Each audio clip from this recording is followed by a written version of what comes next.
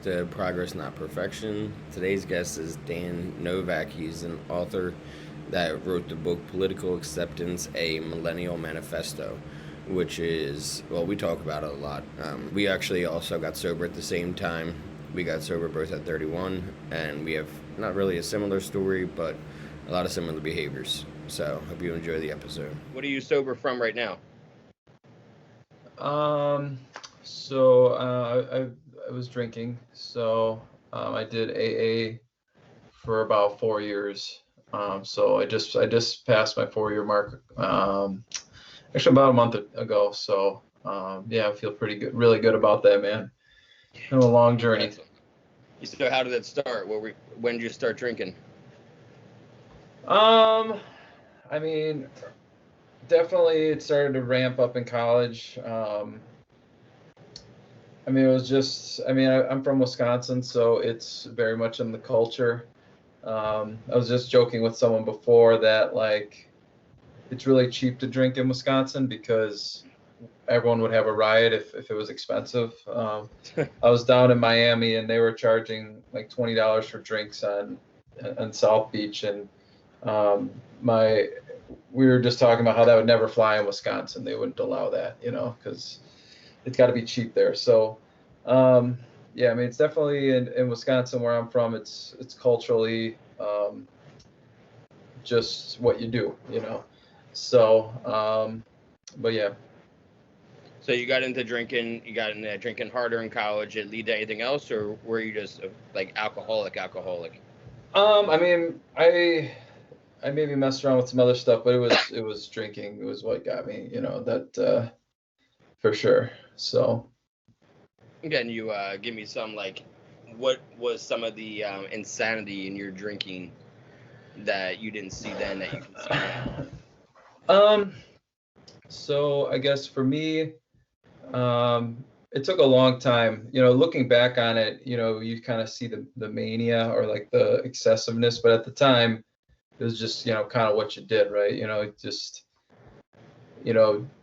drinking during the week, shutting the bar down at 2 o'clock and going to work at like, 8 the next morning. Like that was just what you did, right? It's just like, you're having a good time. There's, the regular people would just go to work at, leave at like 9, 10 o'clock and go to work, where, I had to close the bar down, and, looking back on it, like puking at work the next day, like normal people don't do that, right? They don't puke while they're at work from drinking the night before. Like that's just not, like, looking back on it, that was stupid. Like, and like drinking while driving, like I used to say I should be allowed to do it because I was so good at it, like and like puking on yourself while driving, like normal people don't do that, and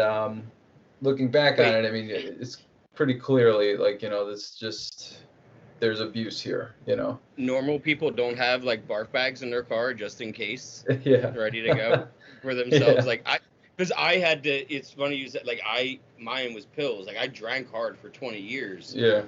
But really pills like took me like really down a path for 10 years of that. Yeah. Like all my 20s really. And I would be driving 2 hours to get pills and then drive back. And while I was withdrawing, I'd be sitting in Philly traffic, like just throwing up into a bag, bile, because, I'm withdrawing so bad and I need my pills so that I can stop withdrawing. Like, and the insanity was like, I would have to go and buy like, and take 120 milligrams of Oxy just to drive back normal. Most people, they take 5 milligrams of Oxy and they're out cold for 10 hours. Yeah. And me, I needed like 100 milligrams just to drive normal, like, and get right. We used to say get right. Yeah. And, feel better again, because towards the end of my using, it was like I was only using to like feel better and to not, I wasn't even getting high. I was just using enough to like feel normal again. And it's part of the insanity. I mean, I got how old were you when you got sober? 31. I was 31 and a half. Okay, there you go. I was like 4 or 5 months from being 32 when I Yeah. put myself in rehab for the first and only time, hopefully knocked on some wood somewhere. But I was just tired of doing that all the time. I mean, 31, that means you went hard all in your 20s, right? Yeah, pretty, straight, yeah, for sure. Was anybody asking you to get sober at all in that time? Yeah, I mean, I had a couple people where, after like the third or fourth person that like it starts to, the first couple people that say that's kind of stuff. Like, I remember it was New Year's, and I was completely like fucked up, and my brother said on New Year's, like that night, it's like 2 a.m. and I'm destroyed, and he says to me like, I think you might have a drinking problem. And I'm like, dude, it's New Year's. Like, chill out, man. It's what people, it's fucking New Year's. Leave me alone, Like, everyone's drunk on New Year's. It's not a big deal. So I dismissed him or whatever. And I had a girlfriend who said, I'm breaking up with you because you drink too much. And then I thought she was being, overreacting. Part of me, like, she was a bartender, and like, I met her at the bar. Like, I went to her bar, and she was my girlfriend because I met her at the bar, and she knew how drunk I was all the time. Like, she was the one pouring me. It was like, what? Like, you're being ridiculous. You knew how much I drink. Why are you? Why is it a problem now? But like, she wanted to get a little bit more serious, and I wasn't. And even she just saw me at the bar drunk. She didn't see me all the other times, not at the bar drinking and stuff. So then, like, I dismissed that. My father-in-law now, we were on vacation, and I was drinking at like 10 and in the morning, and I didn't think at night, don't worry. Yeah. On vacation, it starts when you wake up, bud. I know that. So at 10 in the morning, like, we were on vacation, and I took some shots, and I'm like, and he looked at me like I was nuts, and I'm like, it's vacation. It doesn't matter when you're on vacation. You can drink whenever, right? Like, it's no big deal. It's when you're on vacation, you can start whenever you want. It's not a problem. And he That's just the looked whole point of vacation. Yeah, like, why else would you go on? Yeah, it's like the time where you can drink in the morning and it's okay. Yeah. And so, and then like that didn't bother me, but then I had like a really catastrophe night where I kind of like, it's kind of a really long story, but like I had like a really so I mean, the last night I drank, I went out with my buddies on a birthday, and I for some reason hate Uber, like because I always like to drive. Like, screw Uber, I can drive myself home, right? I'm gonna be in control of this. Yeah. So, but at the end of this night, I didn't have my car. Someone else had drove, and we got separated. So I ended up just popping in a car with some random person, and they ended up robbing me.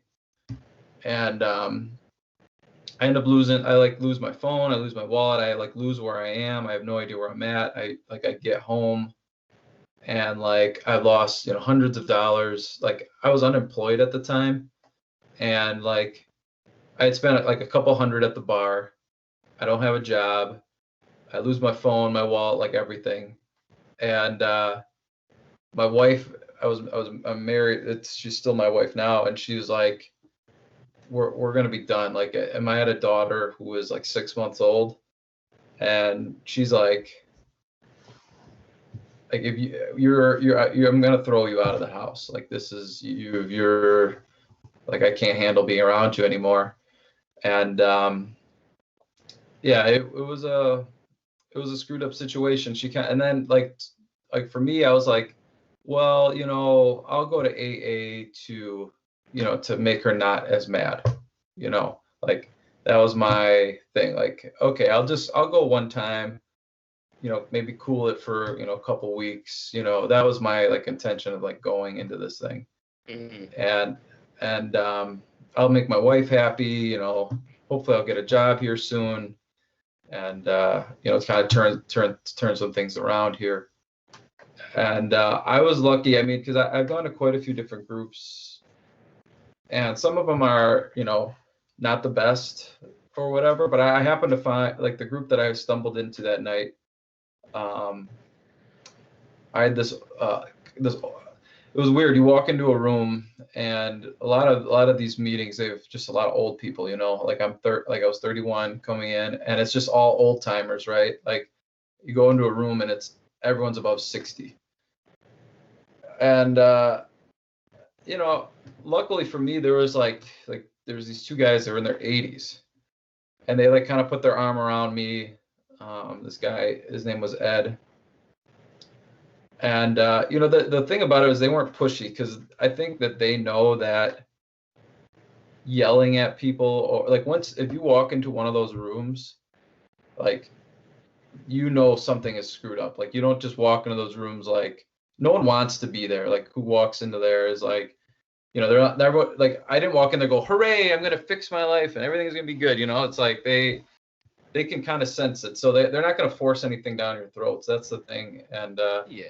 The only people that are there to observe are the nurses that are there for school. You know what I mean? Yeah. Like, I run a meeting center, a mental health meeting center. It's like kind of a spin-off of AA. Yeah. And I kind of started it because AA was really conservative in my area, and they didn't really like the way I was talking. So I started my own. And, someone called me out on my qualifications. They're like, what are your qualifications to even do something like this? I'm like, the same as any alcoholic. The only qualification to go to AA and run a meeting is to be an alcoholic. The only official people ever, like, when we're identifying ourselves, when we're going around the room, they're like, hey, I'm blah, blah, blah, and I'm a nurse, and I'm here to observe for class. They're not there to contribute or help facilitate anything. When you're an alcoholic, you run the show, and it's all based on experience. Yep. So, it's the same thing, and people don't understand, like, there's no, like, facilitators in those meetings. If you're there, you're spiritually broken. And if you get berated when you walk in the door, you're going to turn around and leave and be like, that's not where I want to spend my time. Yeah. So luckily you had a good group that was like welcoming. Because I've seen the other side where it's like they like to shame. They use a lot of shame, and shame will come. Let them find a sponsor before you start shaming them. Yeah. Because the sponsor will work through that in a positive way, because there is a lot of shame in what we did. There's a lot of guilt attached to some of the things that we were doing, and we have to learn how to live with ourselves without, medicating with alcohol or drugs, because like that was our solution for so long for any of our problems, whether it was a victory. For you, it's like, oh, the Packers won or the Packers lost. I'm going to go drink about it, right? Yeah. Like, that was your solution to all your problems, was drink about it. Yeah. So, like, we have to learn new solutions for life. So berating us is not going to teach us those things. Let us find somebody that is going to be like, oh, that's me. That's my story. Let me learn more about that person. And then, organically, we want to be there. You get excited to go to meetings. Like, how long did it take before you were like, pink cloud, I'm good to go, I want to keep going? I would say 9 months it took me. I remember, I don't know, they call it the moment of clarity or whatever, right? Like I was going at first, and I was learning things, and I was feeling better about myself, but I still was like not in a good mental space, I guess. And I remember very vividly, I was sitting in the same meeting I had been going to for 9 months, and this guy, his name was Bob. He's in his probably early 80s, late 70s. He was from Brooklyn. I called him Brooklyn Bob because every time he talked, he managed to bring up a story from Brooklyn. So even though we were in Milwaukee, he'd be like, yeah, this time when I was in Brooklyn,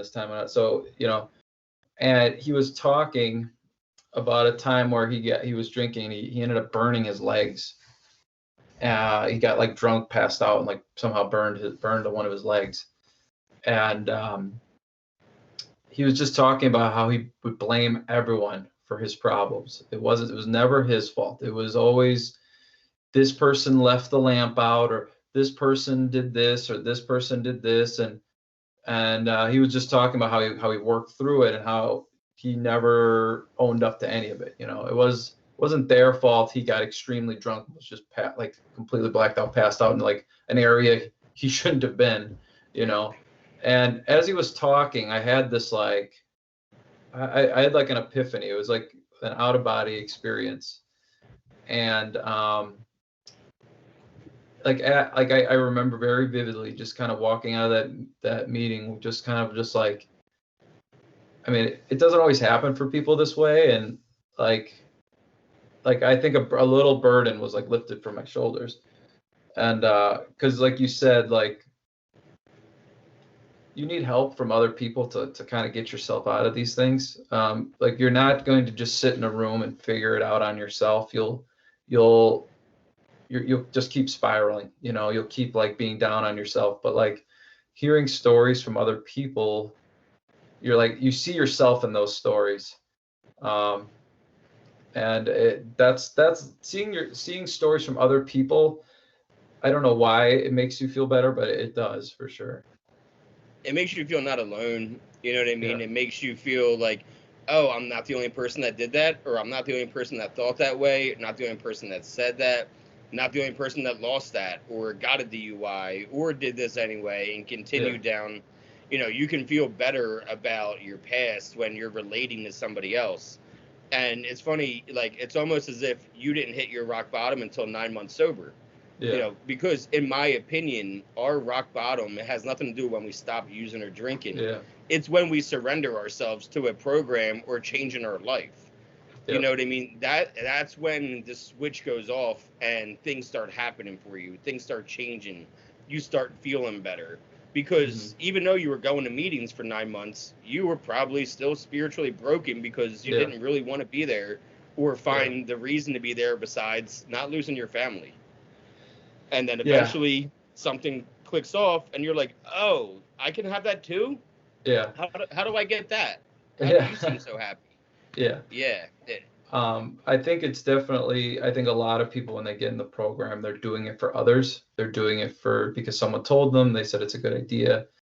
But to find success in the program, you really have to do it yourself. It won't work if you're doing it for others.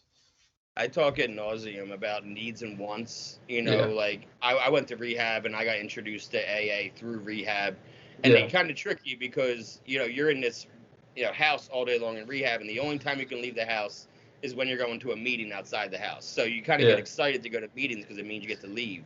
And so it kind of like played a little mind trick, but it did take me like 2 weeks before I'm like, oh, that's my story.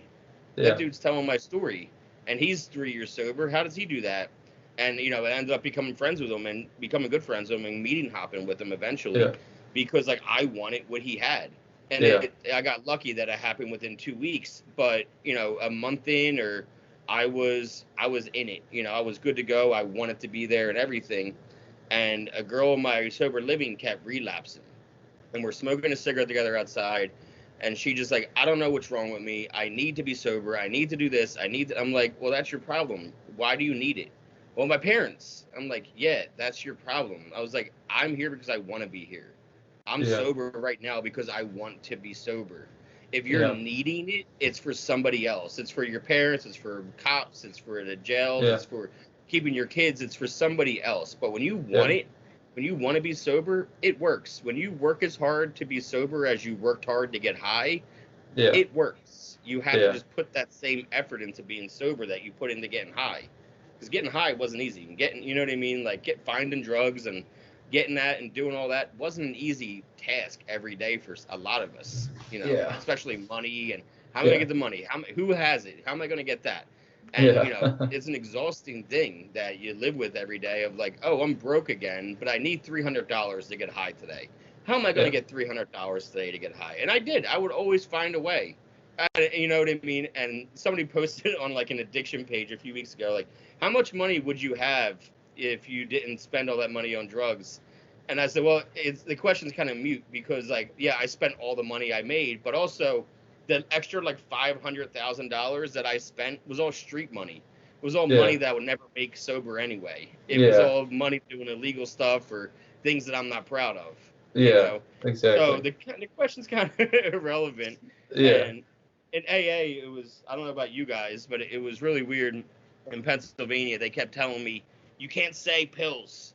You got to say alcohol instead. And that was one of their big things with me was to stop saying pills. And I was like, listen, my story is that I was driving 2 hours for pills. Do you really want me to sit here and talk about my long drives of exhaustion because I couldn't find alcohol locally. Yeah, You want me to say that? Doesn't make any sense. I'm going to feel dishonest. And this is the whole point of this program, is to be honest. So that was one of the things that, they asked me to stop talking. And because I went to a rehab called High Sobriety, and it's a place that teaches you how to use cannabis as a medicine and not as a drug. So in California, Cali Sober is a huge thing, and they were very supportive of that. And then in Pennsylvania, they're like, yeah, you can't talk about that in a positive way because it's a drug. I'm like, yeah, but people take Xanax in here. People are prescribed Ativan in here. Like, what's the difference? Well, a doctor prescribes that. I'm like, a doctor prescribed it to me too. Yeah. And I'm taking it responsibly. You wouldn't even know I'm under the influence unless I wasn't so forthright and honest about it. Because I want to run an honest program. And they're like, yeah, but we're just going to need you to stop talking and stop coming. I said, all right, see you. And I did drink again. I drank in sobriety, because my sober date, I'm not changed. My sober date to me is the day that my life stopped being unmanageable. Yeah. And when I drank for 9 months, it wasn't alcoholically. It was by the pool.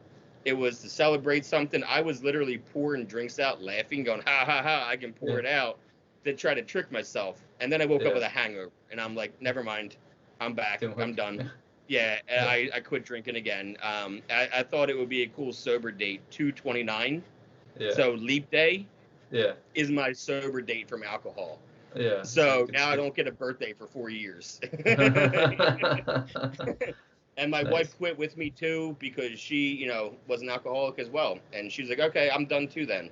So we quit together, and then 2 weeks later, quarantine hit. And I'm like, all right, let's strap in.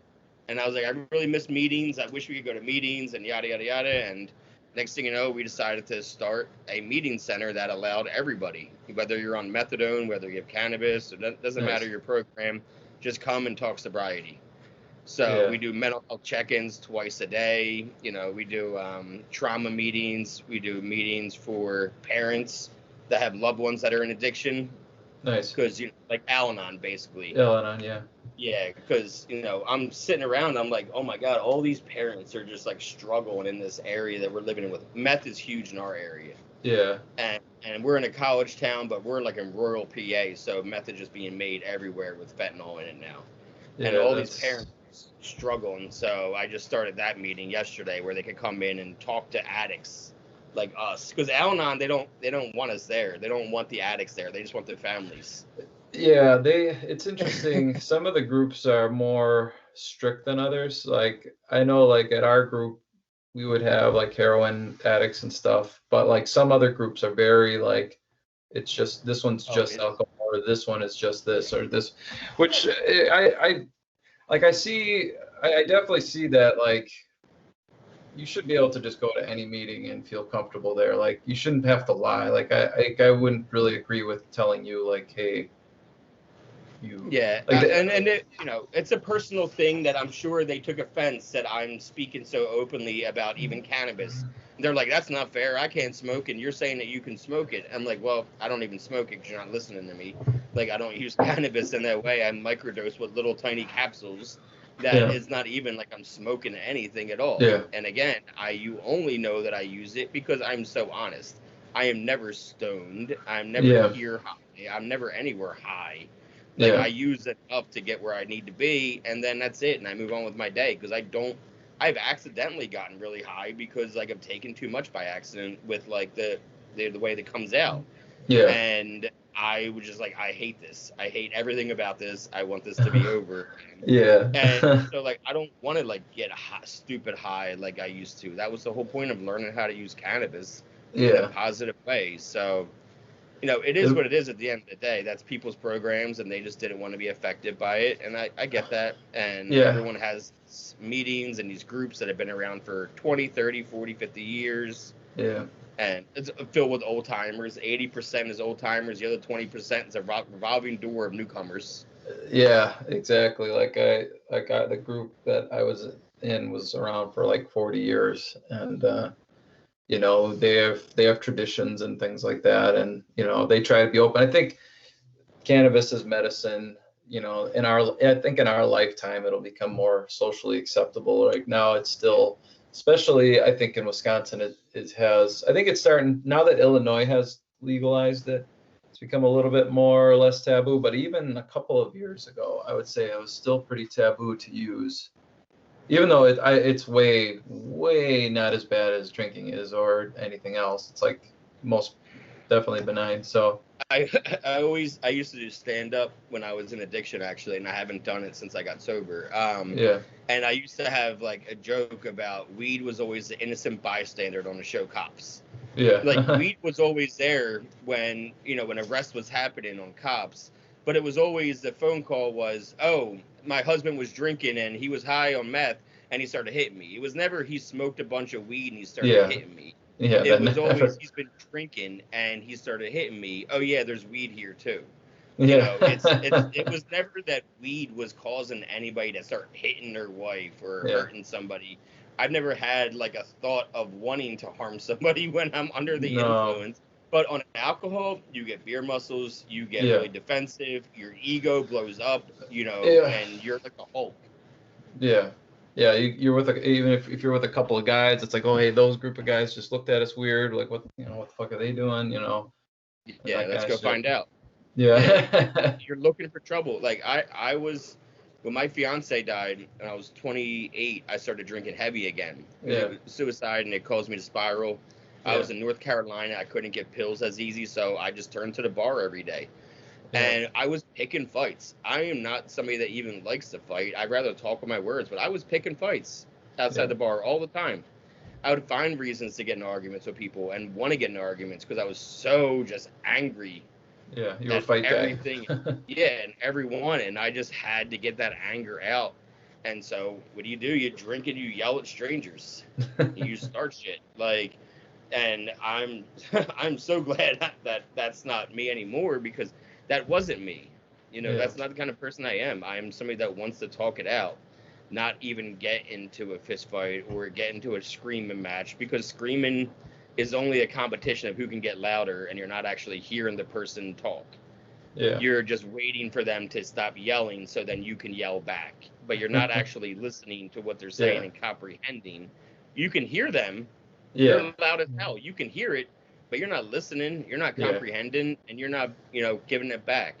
So I'm, so glad I'm beyond that point by now. How often do you go to meetings now that you're 4 years in?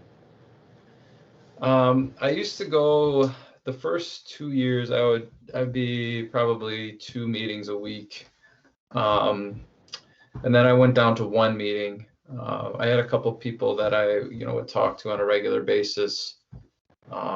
Like I mentored a couple people, so that kind of connected to the program. With COVID, it was really tough. My group that I had been going to every single Sunday for 3 years basically stopped meeting. I would do every once in a while these online meetings. My friend was in a group that was doing online. It wasn't quite the same for me. I don't know why. I missed the tables themselves. It's something about that room. Yeah. So I feel bad. I really do worry about like the state of AA in general, because who knows how many meetings have dissolved because of that. How many old timers just gave up, or and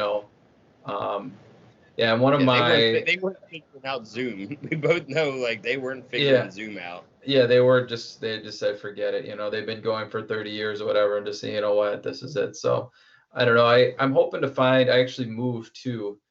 So I'm hoping to find a new meeting where I'm at now. I'm probably going to have a job here where I'm just serving as a part-time help person, where it'll only be like a 10-hour a week, probably maybe 20-hour a week job, where people call into like a help center that are addicts, and I kind of talk to them on the phone for a bit, just to kind of get them settled and maybe help them with like getting resources, talk to them a little bit about like where they're at, kind of thing. So it'll be like 4 hours that where people are going to call me on the phone. So I'm going to be working for like a government agency here, so here in town. So that's so important. Yeah. Like I still attribute me being sober today to somebody answering the phone.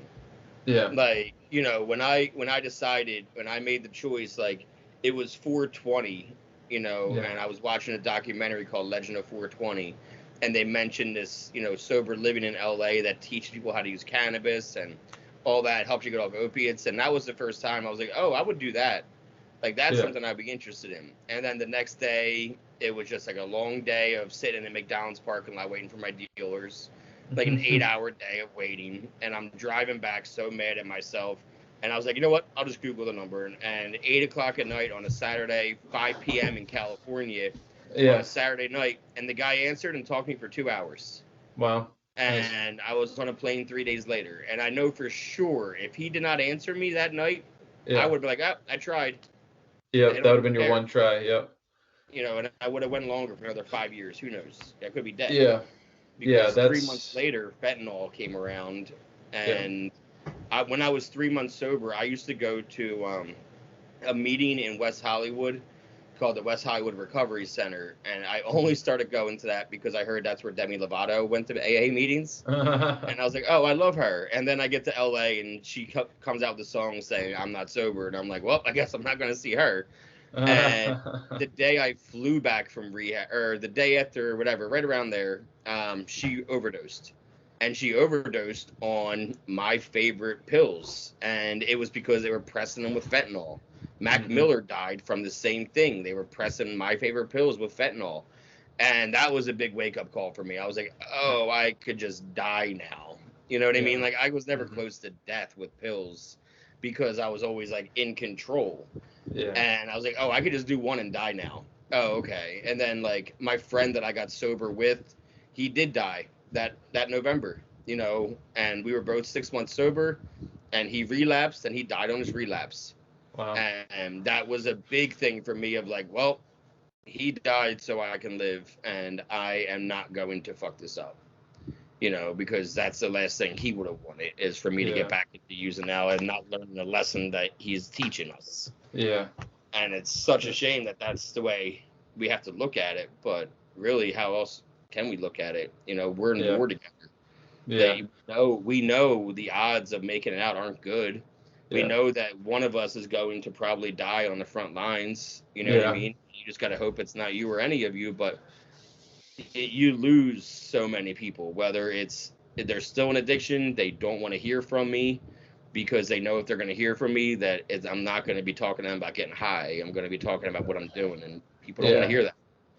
Yeah, you will lose friends, and you will lose friends. I mean, it's kind of a sad thing to say. Like I know for me, when I quit, you know, my drinking buddies that I did on a regular basis, at first they were like, oh yeah, good, you know, good for you, man, you know. But of course, that's like, I don't want your contagious germs I don't want to fuck my shit up, you know. They don't want to think, you know, they're just happy in their world, right? They think they've got it in control, and like they don't want that on them, you know. They want to be far. Challenge you? I got challenged by my drinking friends. Like, you're Oh, not an yeah. alcoholic. I can outdrink you any day. You're not an alcoholic because I'm not. Yeah. I'm like, okay, well, I'm not going to diagnose you, but I certainly am an alcoholic. You know what I mean? Yeah. Like, whether being an alcoholic isn't a contest of who can drink more. No, That's not what an alcoholic is. And but I had 3 different people that I grew up with that challenged me on being an alcoholic, saying you can't be an alcoholic because, you know, you can't drink as much as me.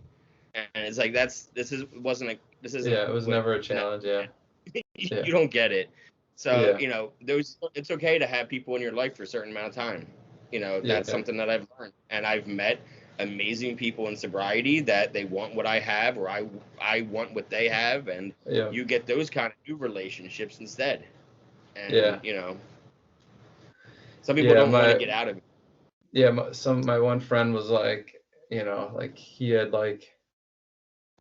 like, well, you know, you shouldn't have to quit forever. Like, just, you know, just like maybe chill out sometimes, you know, just like, you know, on the weekends, or like, you know, just, you know, or like, you know, it's like, okay, well, we're going on vacation. Like, you know, it's okay on vacation, you know, kind of like I had a couple of friends who just were like trying to talk me into like, oh, you know, how about we just drink beer, or, we'll just, like, just trying to like talk their way through it, and yeah, they just don't get it. They're not in that space, and it definitely is a spectrum. I mean, there's some people who are way worse than others. I mean, there's just no doubt about it. But I mean, if you have that like addictive thinking mindset, no matter what your drug of choice is, if you have that like addict mindset, whatever it is, some people it's like clear as day, but some people it's not, and it's more subtle. And as long as you have that addictive mindset, you're being selfish, you're being self-destructive, you're hurting others, like it doesn't really matter where you fall on that spectrum, like you have problems. Yeah. And the thing is, we're all addicted to the same thing, and it's more. Yeah. More. Mm-hmm. That's what I wanted. It was more of anything. That's what I needed, and it's what I wanted, and nobody was going to tell me different. It was more and more and more, and that was it. I always say, like, that was almost my main addiction, was more. The thing I loved was pills, but my addiction was more of it. And there was never enough. I could get 30 pills in a haul and then be like, okay, cool, this will last me. 2 days later, gone. I could pick up a script for 120 pills and they're gone within 5 days. Yeah. It didn't matter how many I was getting. It wasn't going to save them. Yeah. I was going to do as many as I could while I was awake. Mm-hmm. And that was it. Like, they say you have 3 loves of your life. I always say pills are my first love. Like, alcohol, like, a girlfriend. But pills, like, when I first got into pills, I'm like, oh, wow, I love this. I want this. I need this. Like, and I'll do anything for this. And exactly. It's, now I'm at my 3rd, and I'm happy and married, and I'm sober, and I get to help people every day. And, I do 4 meetings a day. Yeah. And how did you start the clinic? Like, did you like somewhat like a government grant, or you had some money, or like how did it like? What's that? Stimulus money and unemployment money. So you got that was your startup money. Yep. That was stimulus check and unemployment checks. Nice. And so, it's not like I'm coming from money or anything, and people are so afraid to even give donations from businesses to a mental health recovery center. Yeah. Because of stigmas attached to mental health and addiction. Like, literally 2 companies in our town that I called for donations, they're like, yeah, we can't be tied up in what you're doing. I'm like, what I'm doing? I'm helping people. What do you mean what I'm doing? Like, it's a mental health thing. Yeah, well, there's this, and just like, would drown off, what they were saying, because they didn't have an excuse, except for they just didn't want to. It's not, it's not like they're helping to save dogs or children. They're helping, and people don't have compassion for addicts unless you have been affected by it. Like, unless you or somebody in your family close to you was affected by addiction, you think that we're all worthless. I have gotten into arguments on Facebook with people that there was somebody that I got in an argument the other night that was telling a girl that she needs to be put down, there's no point of saving her. It's like, what do you don't know. You're like, obviously you're not in recovery. Because anybody could have said that about me. You don't get it. Like, people can be saved. It can happen if they wait around long enough for the miracle to happen. It took you 9 months, and then it happened. And then you got it, and you wanted it, and that's an amazing thing. Because what's the other expression they have in the rooms? Our disease is outside in the parking lot doing push-ups, waiting for us to mess up. Yeah, pretty much. Heard that? You guys said that at all up there? No, that's I haven't heard that one. Yeah, that one always stuck with me. It was that, right now we're in, this basement in this church, but our disease is in the parking lot doing push-ups, waiting for us to relapse. Nice. And it's no joke. That's what happens. That's why my friend died on his relapse, because it got stronger while he was away from it. And, heroin these days is not heroin from 10 years ago. There was only like 10,000 deaths a year from heroin only. But there was only like 10,000 deaths a year from heroin. Last year, 70,000. Yeah, it's crazy. Because fentanyl. It's the only reason. They're putting fentanyl in meth now so that with methamphetamines, you never physically were addicted. You're mentally addicted, and you see psychosis, but you weren't physically in withdrawals like you would from opiates or alcohol.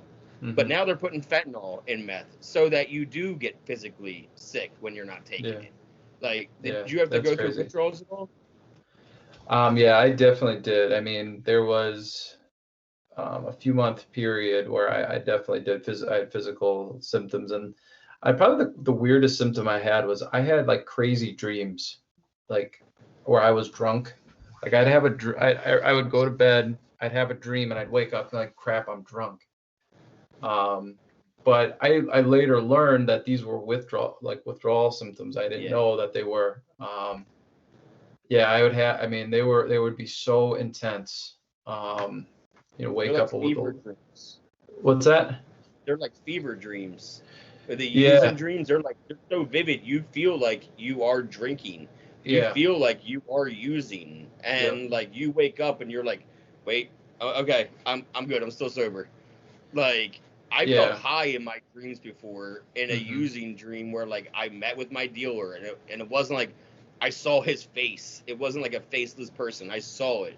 He Yeah. gave me the pills. I did my pills the same way, and I felt high in my Yep. dream.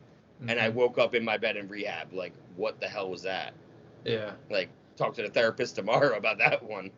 Yeah. And how long did they last for you, the drinking ones? Because drinking, I know, are more intense than the pill ones because it's more of a Um, brain stimulant.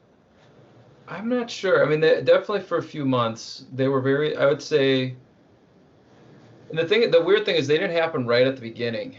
I would say like I was at least a couple months away from when I stopped. So it wasn't like I stopped and then I immediately got them. I got them when it was like maybe like it was definitely a few weeks, at least a month after, which was weird. I don't know Mm-hmm. why, but they lasted. I would probably say like maybe 2 months. Were the most intense probably. Yeah, I No, haven't had them in a long time. That's really good. when you, I'm sure you brought it up in your meeting, right? When you first had them, like, did you talk about it in your meetings? Um, I did, but not right away. Because you Because weren't I talking thought, for a while. yeah, I wasn't talking too much at the beginning for sure. So, but when someone see the thing was I didn't make anything of it at the time. I didn't really relate it. I just thought it was like a crazy dream or whatever Yeah.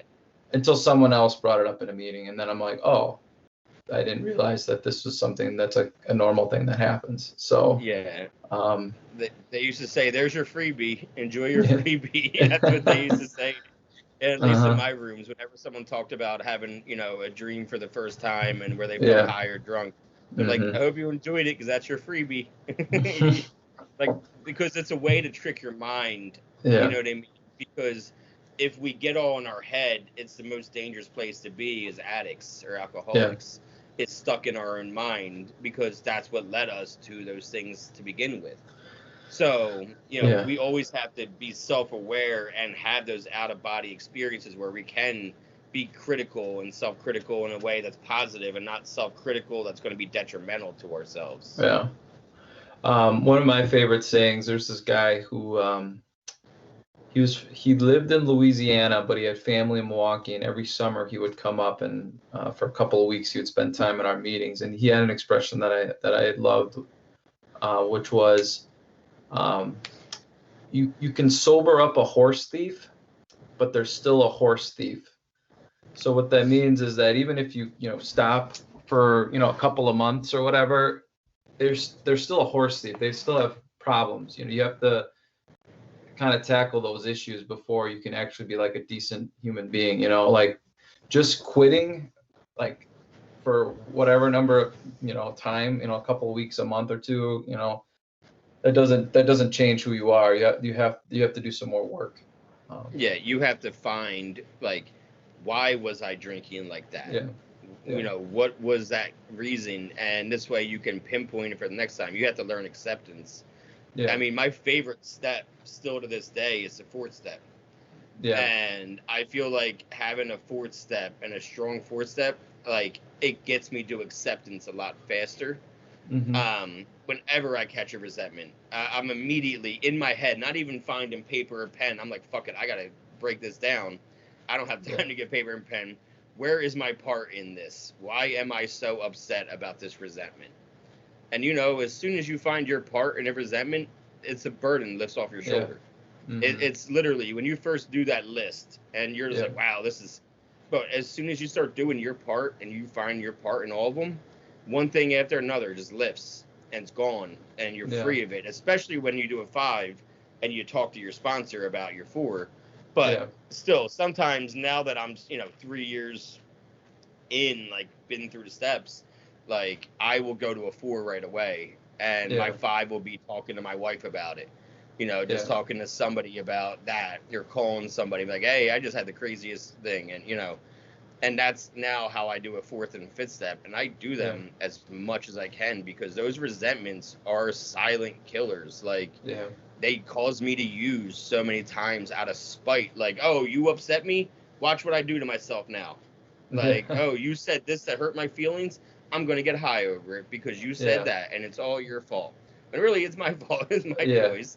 And, I've had to make a lot of amends when it comes to that kind of stuff and that behavior, because our behaviors are all the same. Whether you're an alcoholic or a pill addict. I interviewed a guy addicted to porn. Last week was my episode, and even his behaviors addicted to porn mirrored mine addicted to pills, like stealing from his job to have cash to buy magazines because his wife shut off everything else. And that was like his way of still getting his porn, was stealing money to do it. And he got sober. He stopped by going to AA and CA meetings, Cocaine Anonymous, because there wasn't enough SA meetings in Kansas where he was living.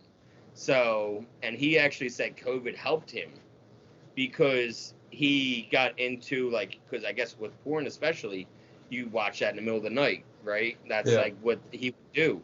So instead, when he would wake up and not be able to sleep, he would go onto a Zoom meeting and just watch the Zoom meetings until he passed out again. Wow, nice. So that was like, and I was like, oh shit, I didn't even think, like, that was probably a blessing that you had to, because Zoom meetings weren't I was telling him, I'm like, Zoom meetings weren't a thing pre-COVID. Like, that would be like so against AA to do a meeting online, it's like against the culture for sure. Even talking about recovery on podcasting, they were like, oh, you shouldn't do that. It's kind of and now everyone's like, no, recovery needs to be talked about. People need to know that there's hope. Just talk about it. Like, it needs to be out there. We need to have people seeing this to know that it isn't impossible to get out of it, that you can be in your 30s and figure this shit out if you want it to. Like, when you want it to happen, it can happen, but you can't sit around and wait for it to happen. No one's going to do it for you. No one, they're going to beg you to go, but they're not going to be able to make you sit and learn and listen and look at yourself honestly. Yeah, for sure. I mean, it's just a hard thing to do. I mean, definitely one of the hardest things I ever to do. And I mean, losing the friendships was something that surprised me, where you'd get stopped being invited to stuff, you would stop, like, being in the circle. It's hurtful because, these are, a lot of times it's your friends you've grown up a long time with, but they're still down that path where, because when you're in that world, you kind of gravitate towards people who are in that world, right? But when you get off that train station, they're going to still keep on going. And and in Wisconsin, it's just part of it. It's just like a cultural thing that just. Yeah, I had to cut off somebody that I've been friends with since we were 7 years old, like last week. Because, like, he knows what I'm doing with my life, and he knows that I'm trying to help people get sober, and he's dealt with addictions and all that, and he kept calling me. I'm like, dude, I'm in meetings. Like, I can't talk. I'll talk to you later. Like, I'm sitting with my sponsee right now. And he was like, tell him Addie's for sale, Adderall. And I'm like, tell him Addie's for sale. Bro, he is coming off meth. Like, you have no respect for what I'm doing, obviously, if you're going to even joke or even be serious about something like that. It's not funny. People are dying, and I don't want to have any more conversations with you. And I blocked him from contact because, you know what? We had a lot of amazing times in our friendship. Amazing times. And but we're different people now. At 34, we're different. 30, we're almost going to be 35. In September, I'll be 35. And I don't need that in my life at 35. Yeah. I want people like you, like my wife, Yeah. people that come to meetings that want to help other people, that want to inspire other people, that want to be able to live without substances and show people that it's possible. Give Yeah. some hope. What do you think is the toughest thing? You know, you have a clinic, obviously you're meeting with people who are pretty fresh all the time. Like, what would you say is like the hardest thing to get them on the straight and path? Because I mean, it's like almost, I mean, they call it steps for a reason. I mean, some people are in different places than others, but like. So one of the first things with my therapist that we had to break through was my character defects. Mm-hmm. Like, I did not want to drop my manipulation tactics. She said, you're a master manipulator. And I said, I'm a great salesman. And she was like, no, that's what you say, but you are a master manipulator. And I was like, okay, how can I keep that defect? Because I feel like it helps me in business. And she was like, okay, if you can manipulate people that's not self-serving you, then it'll be okay. If you're manipulating them to help them and not help yourself, then that will be okay to me. So that's my biggest thing. I have a sponsee now. He's fresh off meth, 15 years, 31 in rehab. So he gravitated to me because of 31 in rehab. Yeah. And started drinking at 8, started using meth in his teens, like 13. Yeah. So, and going hard ever since. In jail, still went hard. It didn't matter. And so now, like, he got a Vivitrol shot, right? And he's self-admitted, I'm an alcoholic. We're on step 3 together, and we're sitting around, and I was like, that's really cool. I took him to get his Vivitrol shot. Like, I went with him. He was excited to get it because then he knew he couldn't drink.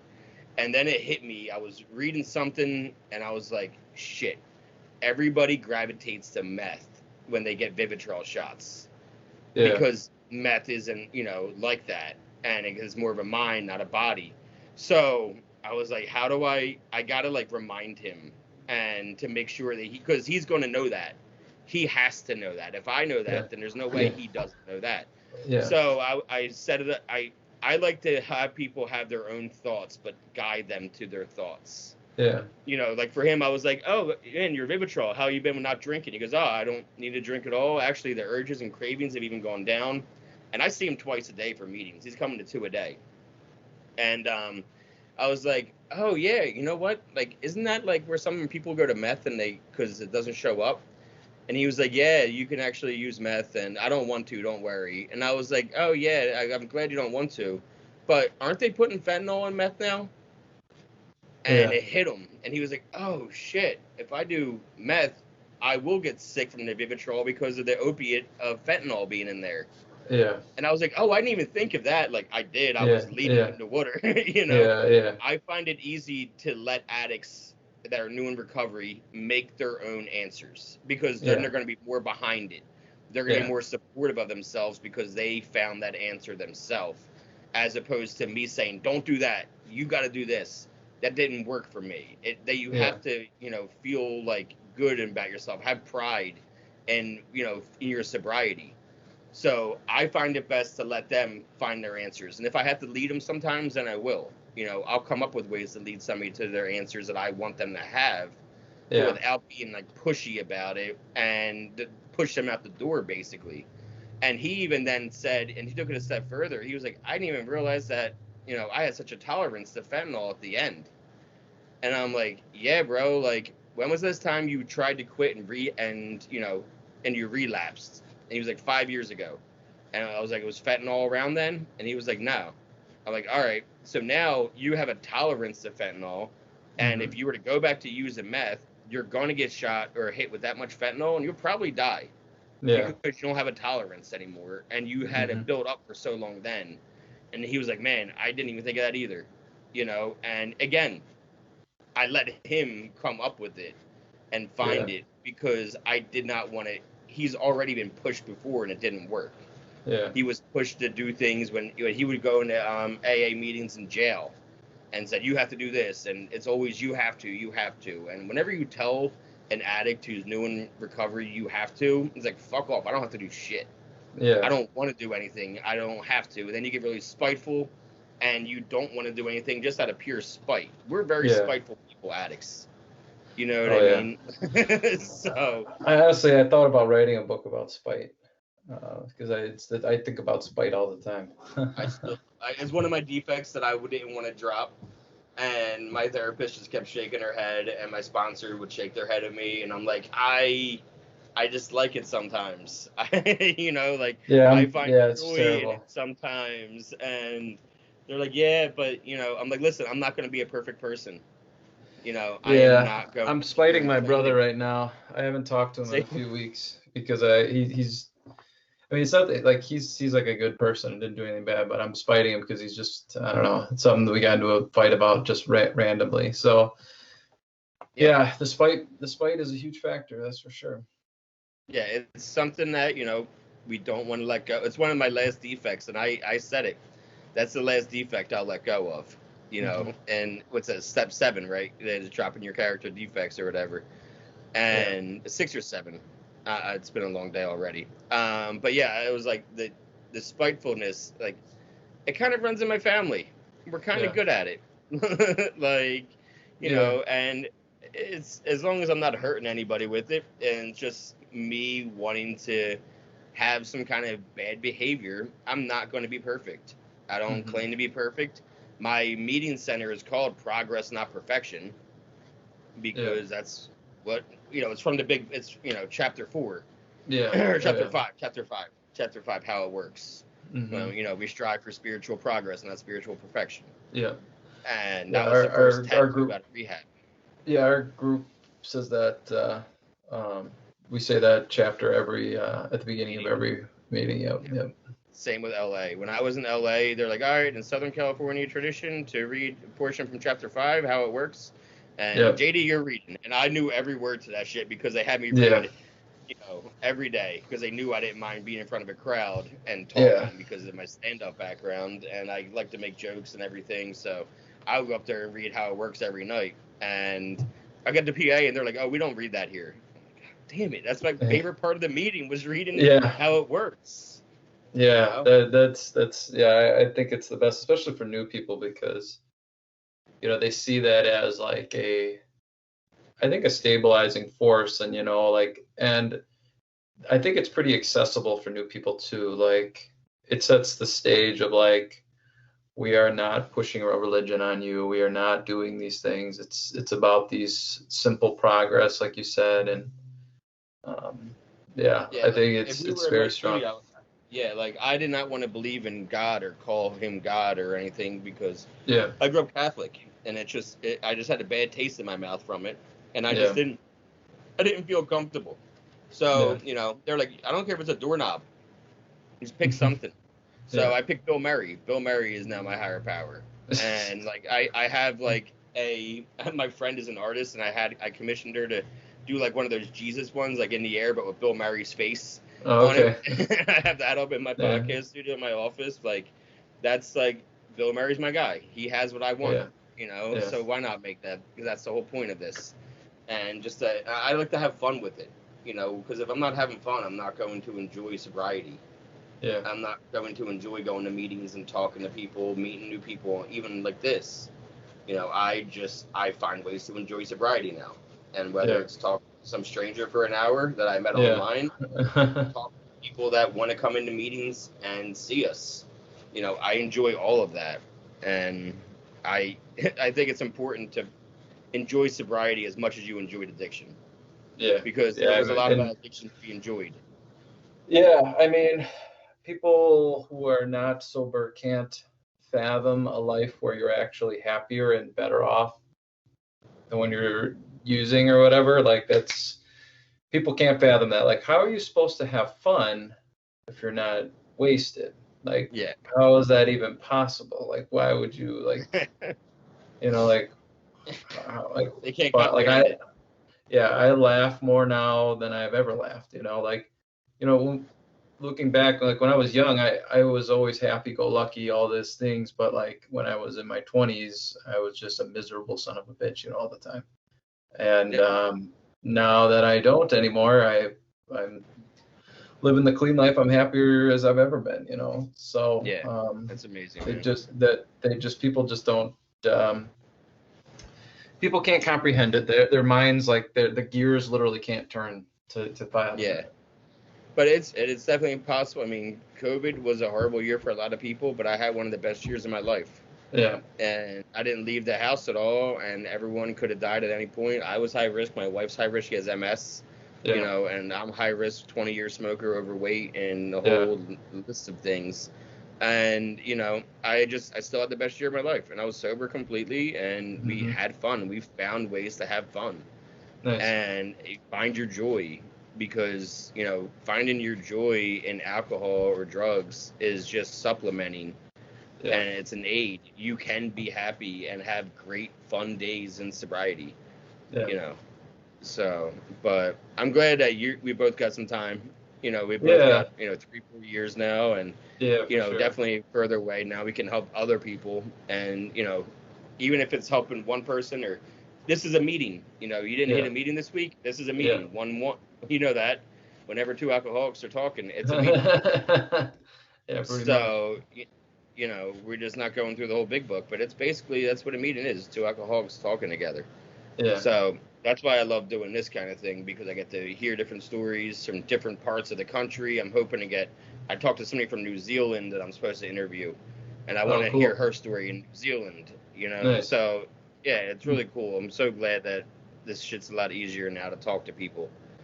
So I appreciate your time, man. Yeah. And do you have a podcast you want to plug or anything? Well, I'll plug this. It's a book that I wrote. I'll just put it up here. Yeah, it's called Political Acceptance. So the first quarter of, like, the first essay of the book talks about my experience in AA. So, I mean, the book is about denial. So, you know, I was in denial of, you know, alcoholism and all that. So that, like, the first part of the book is kind of explaining that, and kind of like my journey in AA a little bit. And then the rest of the book is explaining, like, different areas of my life that I was also in denial about, that I do some exploring in. So different, like, political issues that I was in denial about. So it's kind of a cool book that, you know, it took me a few years to write. But yeah, I wrote it for my daughter. It was kind of almost like a long, I started it as like almost like a long will, because I thought I was going to die, you know, but I ended up just turning it into a book, and luckily it won't be a will anymore. But so yeah, it took me a long time. It's called Political Acceptance, a Millennial Manifesto, and yeah, it's a super cool book. So if any of your listeners are listening, I appreciate it if you check it out. Yeah, I'll even if you want to send me the link, I can link it up into the YouTube too. Okay, cool. Yeah. Yeah. I'm really curious. What political denial? So there's an essay on, like, all sorts of topics. So there's the first one is welfare. Then there's one on abortion. There's one on guns. There's one on climate change. There's one on race. There's one of healthcare. So there's like different. So it's basically like personal stories about myself, and I interject politics into it. So, like, the AA one, the first chapter of the book is on welfare, and I contrast how AA helps people in terms of, like, the openness, in terms of, like, how they go about helping people, versus, like, our welfare system, which is not welcoming at all. They're trying to kick as many people off as they can. So, like, when I was on, like, I got fired from a job, rightfully so, right? And I didn't have any money at all, so I went on unemployment. I didn't have any income or assets, so I went on food stamps. And I just talk about how, like, you know, at the time I had an MBA. I thought I was, like, a hot shot person. Like, I thought I was very capable. Like, my life was good. And here I am at the grocery store using food stamps, and I felt like just a complete piece of shit, right? And, like, the whole welfare process of, like, applying for it and getting it, like, it's just demeaning. Like, we demean people. No, we're on food stamps. You know what I mean? So I totally get, like, we wouldn't be able to feed ourselves or our kid without it. Yeah. But the process that you have to go through, it's like they want you to feel like a shithead the entire time so that you're so embarrassed that you don't even go through with it. That's what I talk about in this chapter is like it's bullshit. Like they want to demean you. Like it's very difficult to get to acceptance on anything, not just like your sobriety, but on like other issues potentially as well. So that's like the key like theme of the book for sure. That's awesome. Yeah, acceptance is one of the biggest pillars of why I'm sober, and one of the things that I'm going to always talk about and always try to teach and always try to help people find acceptance. Yeah. Because if you can't find acceptance, then it's going to be a really long and bumpy road of sobriety. Because like you need that acceptance to be able to move on from our past. Our past happened. There is literally nothing we can do about it. Yeah. However, we can learn lessons from it. You know, we can be better people because of it. Without the path that I went down, you know, if I would have got sober at 25, who's to say I'd even be doing this at 35? Yeah. You know, I needed those years to be able to do this now. Yeah. You know, and it is what it is. You can find the positive in anything, just like you can find the negative in anything. Yeah. You know, like I always say that happiness is a choice. You can wake up and you can choose to be happy. You can wake up and be like, oh shit, it's raining. It's going to be a horrible day. You can find all the things to complain about in your head. Before you even get out of bed, you're taking that energy with you. Or you can wake up and be like, oh, it's raining. Cool. It's going to cool down. The flowers are going to get watered. And, you know, I'll take my time getting out of bed, you know, because it's rain. I like hearing the sound of rain. You're getting out of bed with that energy. You take that energy with you. You made that choice to be upset about it or be happy about it. In traffic, you can be upset about it, or you can find ways to find happiness in it. You know, because happiness is not a feeling; it is a choice that we consciously make. Yeah. And I didn't know that until I was 31 years old. I also didn't know what gratitude meant. I thought that people only said the word grateful on Thanksgiving. I'm like, wait, people say they're grateful all year round? I just thought that was like a Thanksgiving word. Yeah, that's the hard one. I mean, I think people like gratefulness and acceptance kind of go hand in hand, and like sometimes you'll have one or the other, but you really want both, you know, like the gratefulness. There was a period in my sobriety at like the 2-year mark.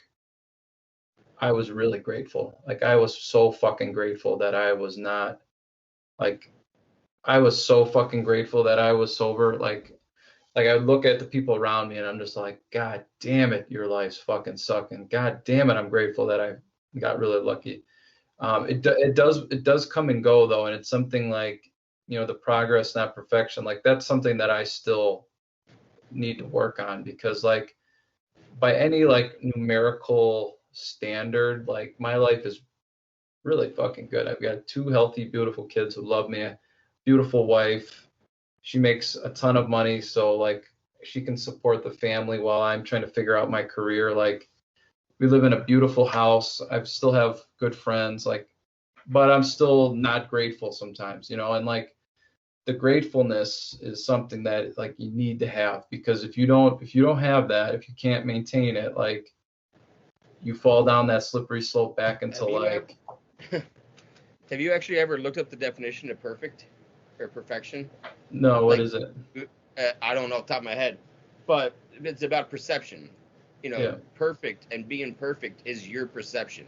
Yeah. No one can tell you what your perfect is. Yeah. People have higher bars or lower bars or ceilings, and you can be perfect if you choose to accept what you have now as perfection. Yeah. You know, that's the real crazy thing. Like, we can say that our lives are perfect right now if we're choosing to say, this is my ceiling, this is my perfection, this is what I strive for, this is what I wanted, a happy family, and to not want or need for much, and to be able to help people. This is fucking perfect to me right now. Yeah. And to not get all caught up on what somebody on Instagram's version, like The Rock, what his perfection is. Like, you know what I mean? Like, I'm not going to be, you know, making $75 million a year like The Rock is. Yeah. Like, that's his perfection. Those are all different things. You can't compare your perfection with somebody else's, because we're all going to have different variations of it, and no one can tell you what perfection is, because it's up to us to decide on what we deem that is perfect, or this is horrible. This is a bad thing, this is a good thing. These are all choices that we're making. I mean, and choices are even a funny thing. I read somewhere, how many choices do you think we make in a daily, like in a day? I don't know, man. It's got to be a lot. 100 or 30 to something. 35,000. Wow, jeez. Even just spinning in your chair is a choice. Yeah. You know, fixing this, doing like anything that there's so many little things. So why were we going to beat ourselves up over one choice in a day? Yeah. When we made so many other good ones. And again, it's about perception. Looking at bigger pictures, you know, stepping outside yourself and being self-aware. You know, these are all things that like keep me sober, because they would all take me out into addiction again if I wasn't so looking at things so often, because my mind races so fucking much that I constantly have to remind myself of all of these things. Yeah. So, but that's awesome that you wrote a book on acceptance, because again, that's like my shit, you know. Yeah. I'm talking about acceptance.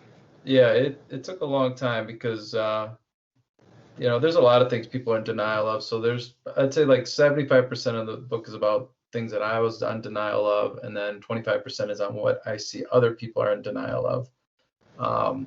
So yeah, the book is pretty entertaining, I would say. So it's full of kind of some fun stories.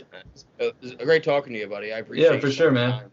I give you a lot of credit for starting that thing, man. It's something that I would love to do, like just have like own like a house, you know, even like a halfway house almost. I'd love to do something like that. Yeah, it's not as hard as you think. Get it, find a small space to rent and put up flyers, Facebook ads, whatever, and you know it happens really quick. And we all talk about it in meetings all the time. I wish I had my own meeting space. If I had a meeting space, I would do this different. So I was tired of talking about it. That's all. Eventually you get tired of talking about it, you do it yourself. That's awesome, man. COVID taught me that. Just do it yourself. Don't wait for anybody else to do it. So well, keep in touch, man, and just I guess let me know when you post it. I'll post it to my social stuff. Funny, we both on 31, that magic number.